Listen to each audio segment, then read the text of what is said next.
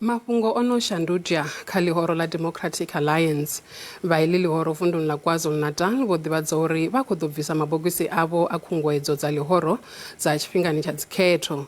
Izwi khou ḓa nga murahu musi murangaphanda wa iḽi Lihoro vho-John Steenhuisen mulovha vho tou dadadza vhari mabogisi ayo a khunguwedzo ha nga bvisiwi. Mulaedza u re kha mabogisi eneo ndi wauri Lihoro la Anc ḽo ni vhidza vhadzia-tshitalula ngeno Lihoro la DA li tshi khou ni vhidza vhari. Mabogisi a khunguwedzo o dzheniswa afho Phoenix he vhathu vha paḓaho mararu vha lovha nga zwine hapfi yo vha i miṱeselo ya nga khethano nga mivhala tshifhingani tsha dzikhakhathi dza vhadzulapo dza ṅwedzi wa Fulwana. Musi vha tshi vhudziseswa nga vha mafhungo a SABC mulovha murangaphanda wa DA vho Steenhuisen ndi vhe vha ri khunguwedzo iyo yo livhiswa kha vhathu vhoṱhe vhe vha tsireledza ndaka yavho vha sa pfuki mulayo tshifhingani tsha dzikhakhathi idzo ngeno muvhuso wo kundelwa u vha tsireledza. Nga nnḓa ha tsatsaladzo yo bvaho kha Lihoro la Anc na NFP mabogisi ayo a khunguwedzo o dovha hafhu a sasaladzwa na nga nkhetheni wa DA wa vhuṋwe ḓorobo ha Johannesburg.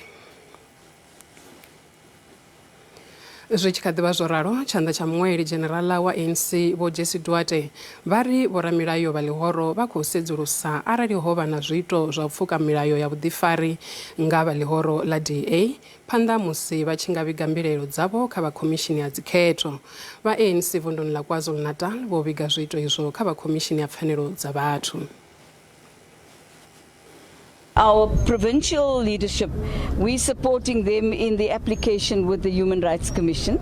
The ANC's legal team is looking at how we will treat this with the IEC. Obviously, any election and the code of conduct of elections is that we all subscribe to the prescripts of our constitution.